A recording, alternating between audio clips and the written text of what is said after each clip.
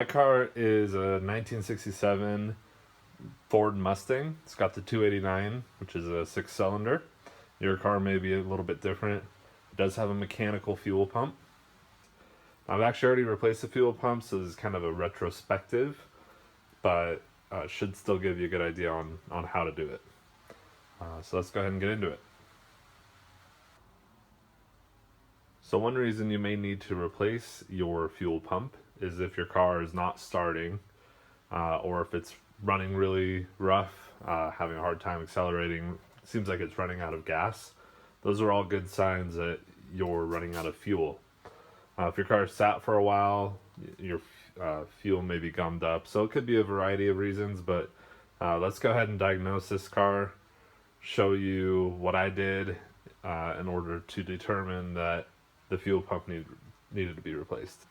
So the first thing is to open the hood, and we're going to go ahead and take the air filter off.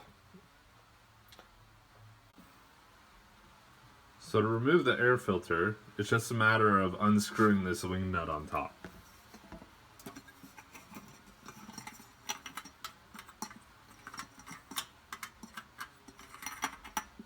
Once you take the wing nut off, you can take the cover off of the air filter.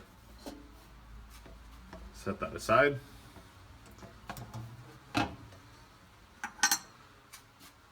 Then you can remove the hose on the left-hand side here.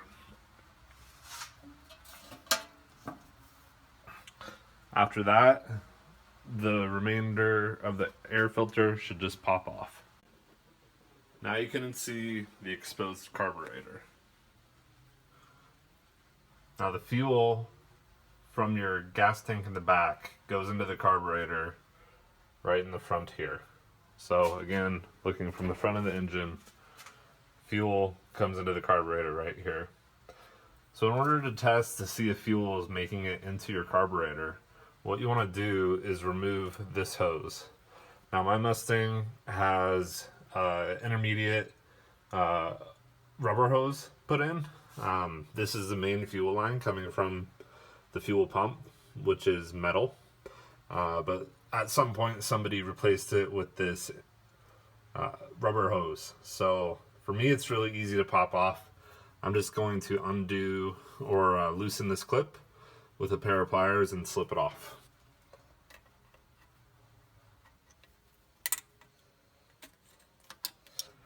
Once the clamp is slid back, we can then grip the hose and remove it from the carburetor.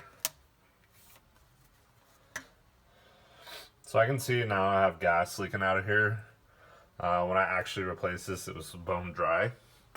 So what you want to do is grab a container and make the fuel line go into that container. So I'm going to do that now. So I've just grabbed an old yogurt container here, and I'm just going to put it down into the engine here.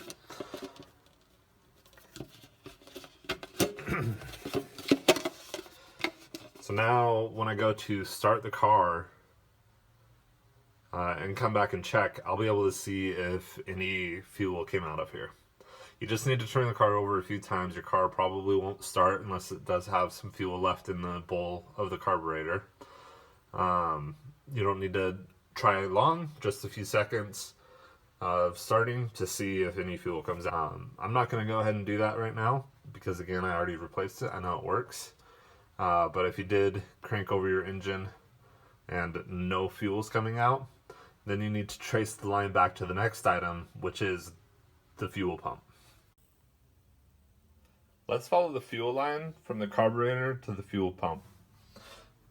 Here it is. It comes down and turns in front of your distributor, goes under your AC compressor, and then it goes behind your power steering pump. Now you can see the very top of the fuel pump there. It has the green gasket behind it. So let me drop you in on the side of this power steering pump so you can see exactly where that line goes.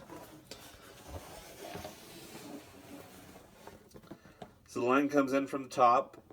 It's that metal line there. and it goes into the right side of the fuel pump.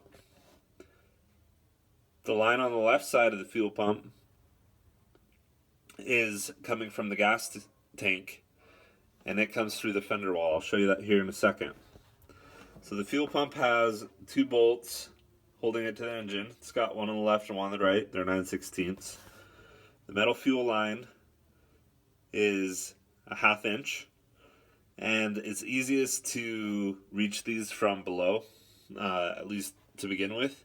It's very hard to see from the top. So that rubber hose here that comes from the gas tank in the back, let me bring it back up top here.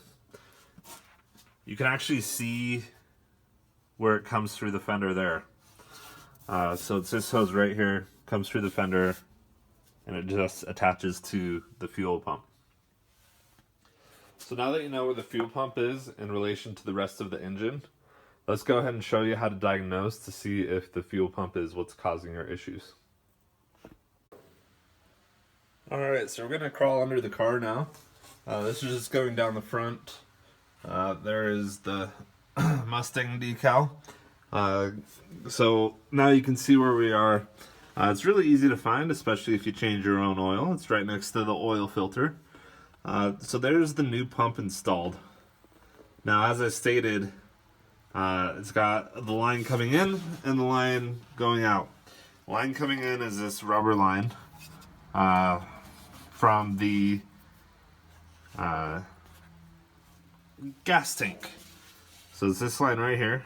You can see it comes through the fender and goes in. The metal line is the one that goes up to your carburetor. Now, what I did to see if my fuel pump was the thing causing me issues is I loosened this hose clamp and just popped off this hose. Now when I did that, the siphon from the gas tank made fuel continue to come out of this hose. So I knew that fuel was making it to the pump, but since I wasn't getting any fuel to the carburetor, and this is the only part between here and there, I knew this was the issue. So that's how it worked for me. Hopefully that'll work for you.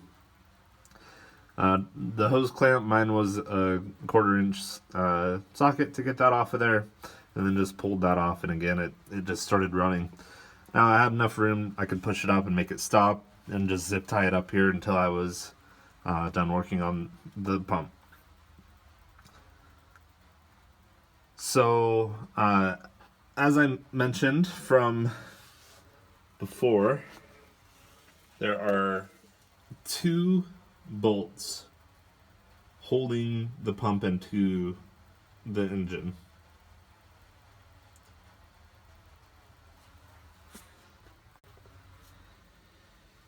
So before you remove the bolts that I mentioned on either side of the pump, I recommend removing this metal fuel line. The reason being, I needed quite a bit of leverage to get this off. I undid the bolts first and it made it a little bit harder to get off. I just have a standard wrench, open-ended wrench, which didn't work very well. You can see I tore this up. I ended up having to use vice grips to get it loose, which was not ideal. I don't really want to order a new line. I know I have it back in there tight, and if I need to loosen it again, I can use vice grips again. But be careful, it's very soft metal. You can try heating it up, try using some better tools to get it off of there. So go ahead and remove this. It is a 1/2 inch nut on there, lefty-loosey. And then once you get that removed, it's just a matter of removing those 2 bolts. So you can see both bolts up there. They are quite long, and they're 9/16 of an inch. So you have one right here and one right here.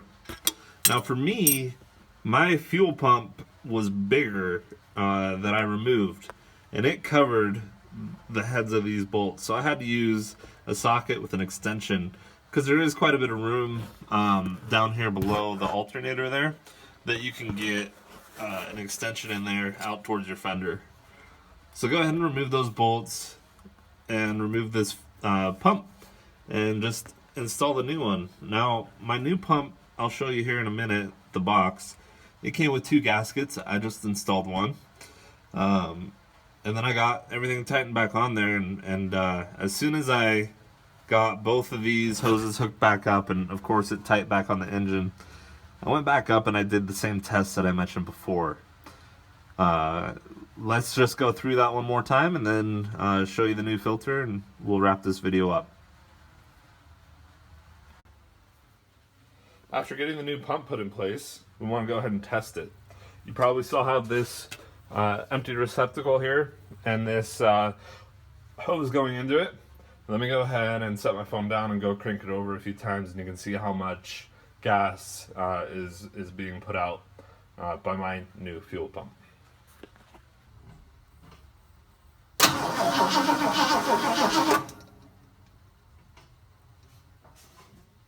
So now you can see there's some gas in there. With the old pump, there was no gas after multiple cranks. With just a few cranks here, we can see there is some gas in this tub. So now I'm going to carefully remove this container, being sure not to spill any gas in the engine bay. There's not a ton in there, but try to keep it out if you can. Once you remove the container, you can light it on fire, and then you can put this hose right back where it goes, and make sure to reinstall the hose clamp.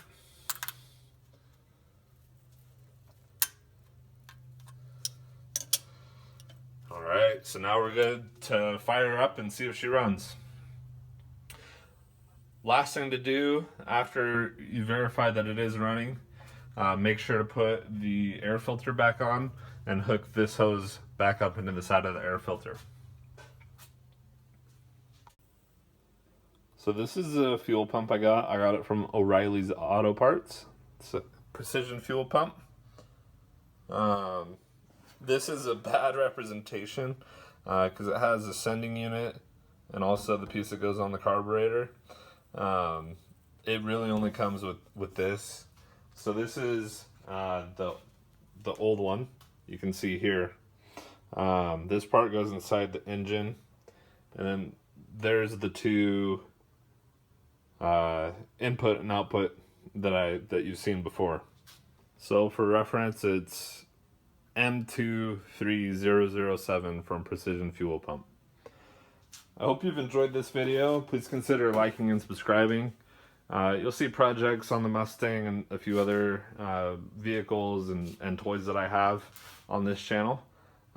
Thanks again for watching, and hope you have a great rest of your day.